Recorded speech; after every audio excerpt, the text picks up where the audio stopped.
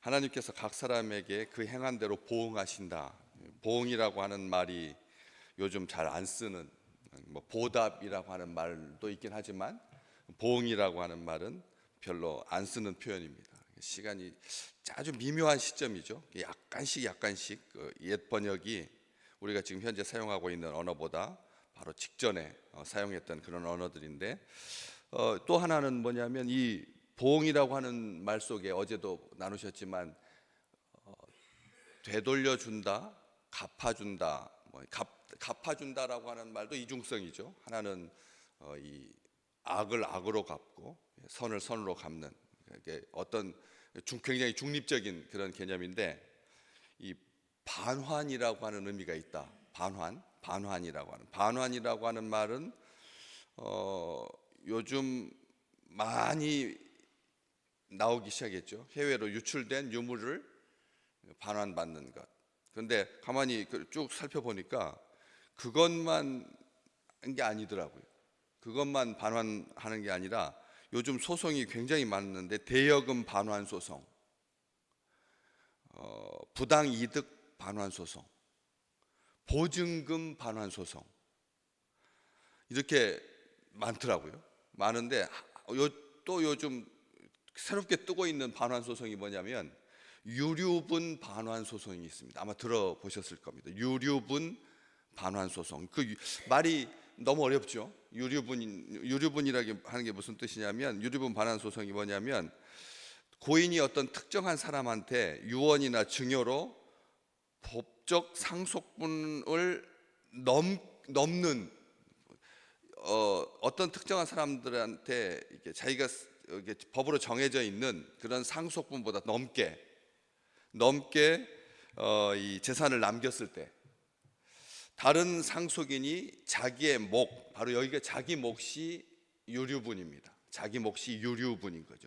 왜 이걸 이렇게 어렵게 한자로 썼을까? 그냥 자기 몫이라고 하면 뭐 권위가 떨어지는 것 아닌데, 세상은 말로 권위를, 그 용어로 권위를 그렇게 세우려고 하는 경향들이 있죠. 요즘 사법 체계 뭐 지금 하루를 예측할 수 없는 그런 상황이잖아요. 대법원의 권위까지, 대법원의 헌법재판소의 권위까지 굉장히 지금 도전받고 있는 시대잖아요. 이 세상에 아무런 권위도 없는 거죠. 아무런 권위도 없다 보니까 그 권위를 세우기 위해서 이 용어를 아주 어렵게 만들어 가지고 마치 권위 있는 것처럼 그렇게 하는 경향이 있는데, 유류분이 뭐라고요?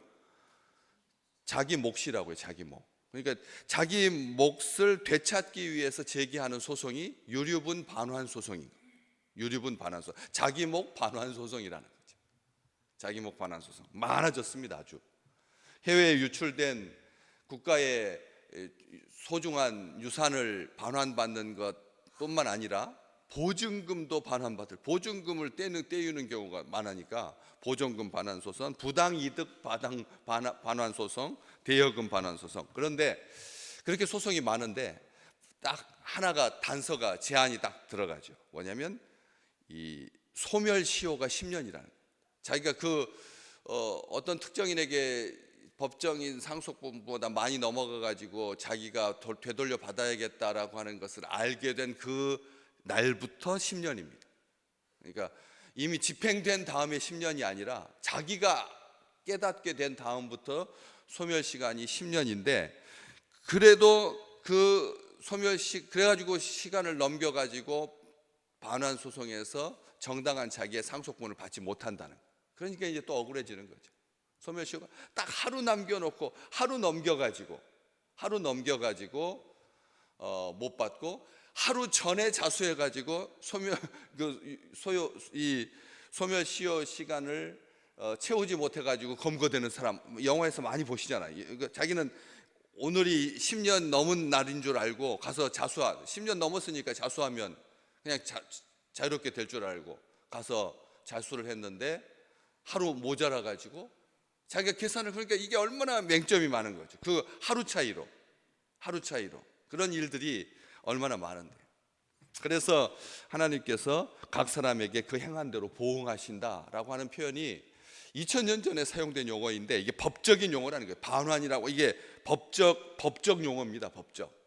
소중한 유산과 유물을 법적으로 돌려받지 못한 재산을, 이익을 돌려달라고 제기하는 것이 반환 소송이니까 이 반환이라고 하는 말 자체가 이 법적 용어라는 거죠. 우리가 성경 말씀을 볼 때 이게 법적 용어인지 군사 용어인지 상업 용어인지 일상 용어인지 살필 필요가 있다고 말씀드렸잖아요. 여기에 하나님이 법적으로 보응하시는 거예요.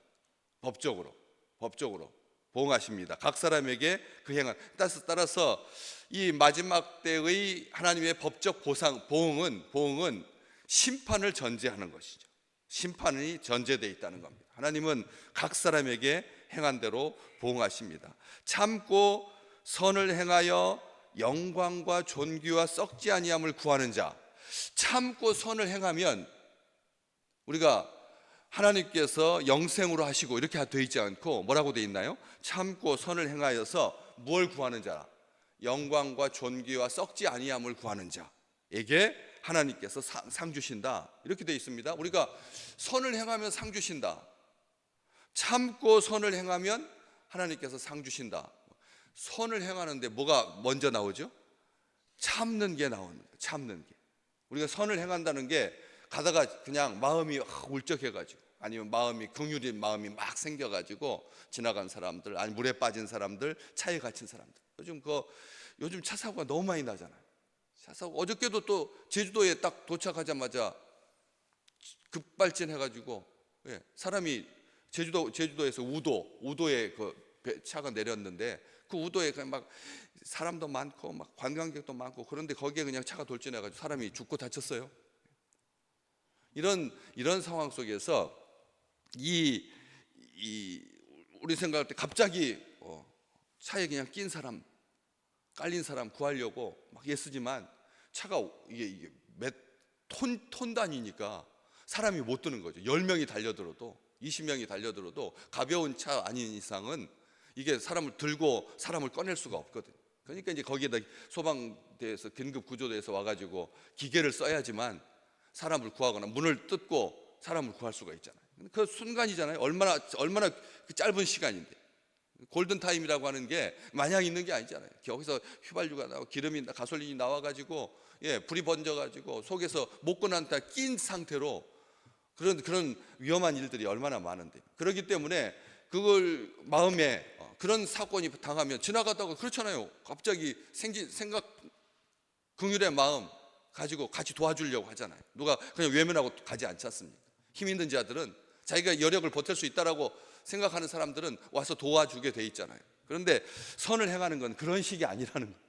가다가 갑자기 내켜서 갑자기 어떤 상황이 닥쳐가지고 하는 게 아니라는 거예요. 참는다라고 하는 이 말이 선을 행하는 것과 같이 묶여 있다라고 하는 걸 우리가 다시 한번 생각해 봐야 됩니다. 선을 행한다라고 하는 것은 오랜 기다림과 참음이 전제되지 않으면 선을 행할 수가 없다라고 하는 거죠. 그러니까 두 개는 같이 가는 거예요. 선행만 있는 것이 아니라는 거죠. 참는 것 그리고 선행은 함께 귀하게 하나님께서, 우리가 참는 것은 없는 사람들이 해야 되는, 없는 사람에게나 돌아가는 그런 안 좋은 그런 것이라고 생각하기 쉽잖아요. 참는 게. 그렇지 않습니까? 참는 거야 힘없는 사람이 참는 거지. 힘 있는 사람들은 마음껏 소리 지르잖아요. 어저께도 뉴스 보셨지만 트럼프 대통령 테이블 위에 스위스에서 그냥 그 고가의 황금 마크. 일본 총리는 골프공에다가 도금해가지고 황금 마크. 한국은 금관총에다 왕관에다가 도금해가지고 모형으로 해가지고 책상 위에다 쫙 올려놓고, 그래서 관세가 50% 넘게 있던 그런 나라가 15%로 떨어져가지고 스위스는 또 미소를 쫙 짓는 거죠. 힘 있는 사람은 막 소리 지르고 가가지고 관세로 협박하고 윽박질러도 되고, 힘없는 사람들은 아무 소리도 못 내는 거잖아요. 이런 것들이 우리로 하여금 참는다라고 하는 것에 대해서 우리가 억울하게 생각하기 쉬운데 하나님께서 이것은 상 주시는 거라. 참고 선을 행하는 자에게 영생으로 하신다. 참고 선을 행하는 자에게 영생으로 해주시겠다. 이건 얼마나 귀한 은혜입니까? 얼마나 큰 은총입니까? 하나님께서 이 세상에 성공한 사람에게 영생으로 하시고 잘 나가는 사람에게 영생으로 하시고, 그렇게 말하지 아니하고, 참는 것이라고 하는 단어는 위축된 단어잖아요. 우리가 버린 단어잖아요. 능력이 올라가면 참지 않아도 되잖아요. 시간도 참지 않아도 되고 기다림도 참지 않아도 되고 그냥 불쑥 들어가면 되는 거죠. 뭐.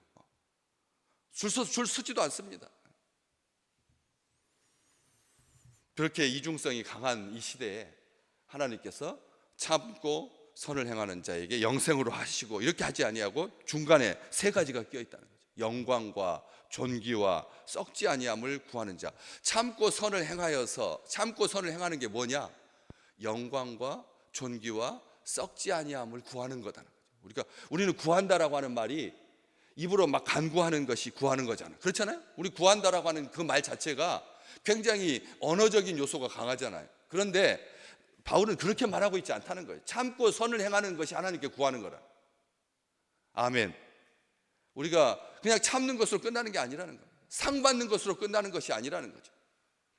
참고 선을 행하여 영광과 존귀와 썩지 아니함을 구하는 것이다.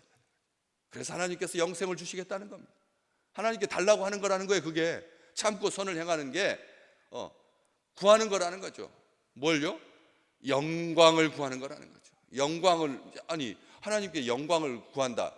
영광을 구한다라고 하는 것이 누구의 영광인데? 하나님의 영광이라고 안 써 있어요. 영광, 존귀, 썩지 아니함. 이 세 가지 중에서 하나님께 구해야 될 게 이걸 왜 구해야 되죠? 영광을 어제 우리 주기도문 아버지의 영광을 구하기 위해서 뭐 기도했죠? 세 가지. 아버지의 이름이 거룩히 여김을 받으시고 아버지의 나라가 임하시고 아버지의 뜻이 하늘에서 이룬 것 같이 땅에서도 이루어지는 것. 이게 아버지의 영광이시잖아요.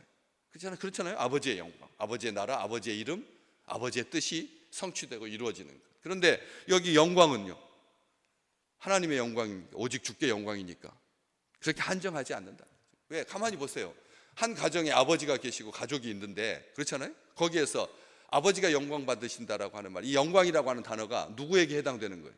아버지만이에요? 어머니만인가요? 아니면 막내 아들 몫인가요? 다 하잖아요. 다. 안 그렇습니까? 아버지는 영광 받으시는데 영광 받지 못하는 불명예스러운 아들이 있는 것, 그것은 가정에게 위기잖아요. 불안이고. 안 그렇습니까? 어머니는 영광 받으시는데 아버지가 영광 받지 못하면 얼마나 그 가정이 위태위태하겠습니까?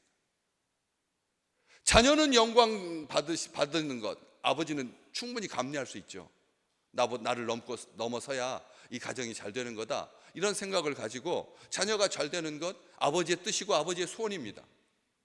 그렇지만 아버지는 위축되어 가지고 아버지는 병들고 아버지는 쓸쓸하고 아버지는 겉돌고 자녀만 잘 되는 것, 그럴 수가 있나요? 없는 거잖아요. 여기서 영광은 그래서 하나님의 영광이면서 우리의 영광이기도 하는 겁니다. 이게 하나님께서 참고 선을 행하는 자가 나에게 영광을 구할 때 아버지가 그를 영화롭게 하셔서 하나님이 영광 받으시는 우리 귀한 식구들 되시기를 주의 이름으로 축복합니다. 이게 영광을 구한다라고 하는 말이 그런 거라는 거잖아요. 그런 거잖아요. 영광이라고 하는 말이 우리가 나중에 점도 흠도 없이 영화롭게 되는 것. 우리 주님께서 이 땅에 오셔가지고 우리에게 주고자 하셨던 아버지의 뜻이, 주일날 말씀 나누셨잖아요. 아버지의 뜻은 우리가 이 땅에서 구원받는 거고, 구원받는 주의 자녀들이 이 땅에서 어떻게 사는 거라고요? 풍성하게 사는 거다. 말씀 같이 보셨잖아요. 그래서 이 하나님을 믿는 자녀들에게, 하나님의 백성들에게 약속하신 그 영광이 바로 그 영광이라는 거죠. 하나님께 영광, 오직 주께 영광뿐만 아니라 우리를 영화롭게 하시는, 지금 이 시대가 어떤 시대냐? 자기 때가 얼마 남지 않은 자가 있습니다. 누구죠? 자기 때가 얼마 남지 않은 사람, 중환자 시대에 있는 사람이 아닙니다. 사탄 마귀는 지금이 점점 어떻게 해요? 자기 시간이 없어져 가고 있는 거예요. 하루 지나갈 때마다 하루 시간 얼마나 안타깝겠습니까? 자기 시간이 얼마 남지 않은, 이제 무적에 갇혀서 영원히 지옥불에서 고통받게 될, 자기의 시간이 얼마 남지 않은 그런 이 악한 영이 미친 듯이 활동하는 시대다. 이 시대가 미친 듯이 활동하는 시대입니다. 준동하는 시대이죠. 그래서 주의 백성들 영광스러운 자리에 있지 못하도록, 영화롭게 되지 못하도록 거룩하게 되지 못하도록. 왜? 고집과 교만과 회개하지 아니하는 그 마음을 따라서 진노의 날에 자기에게 진노를 쌓게 하려고. 우리 성경 계속 보고 계시잖아. 5절 말씀. 그렇게 하려고 그렇게 준동하는 이 시대에 착하고 참고 선을 행하여서 하나님의 영광을 구하면, 구하는 거다. 하나님의 영광을 구하는 거다. 우리를 영화롭게 하신다 하나님께서. 고린도전서 15장 33절, 그러니까 너희들이여 속지 마라. 악한 동무들은 선한 행실을 더럽힌다. 악한 친구들이 선한 행실을 더럽힌다. 착한 척하고 손해보는 척하고. 그래서 요즘 아주 재밌게 보는 서울 자가의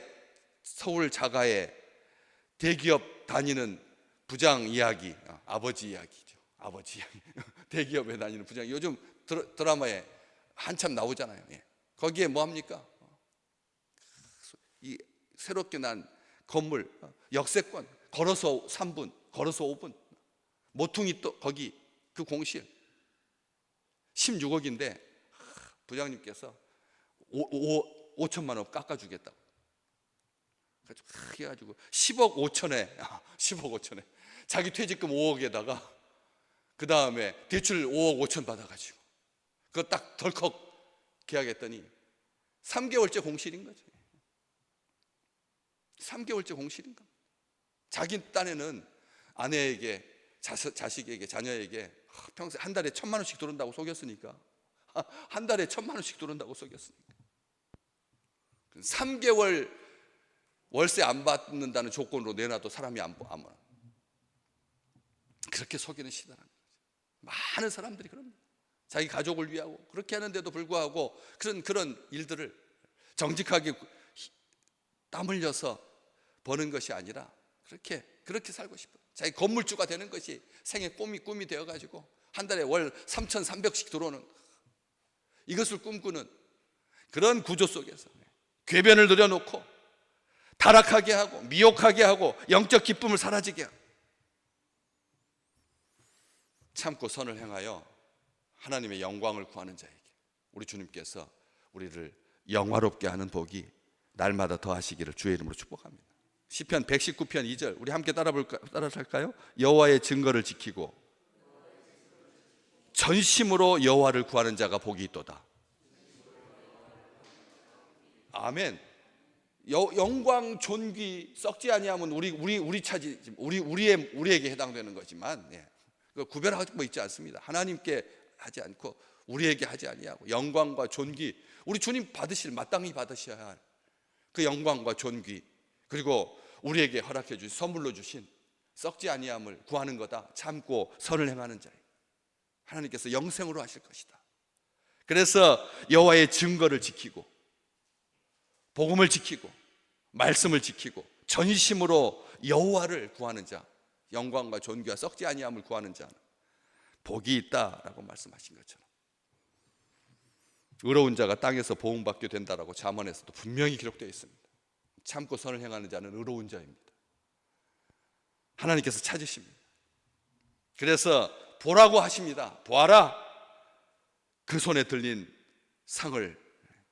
하나님께서 요한계시록에 보면 하나님께서 상 주시려고 손에 상을 들고 계시는데 영생으로 하시고 의의 면류관으로 하시고 깨끗한 세마포로 하시고 고통이 없고 뭐 슬픔이 없고 없는 것이 중요한 게 아니라 우리에게 주실 있는 것 붙잡는 오늘 귀한 하루가 되시기를 주의 이름으로 축복합니다.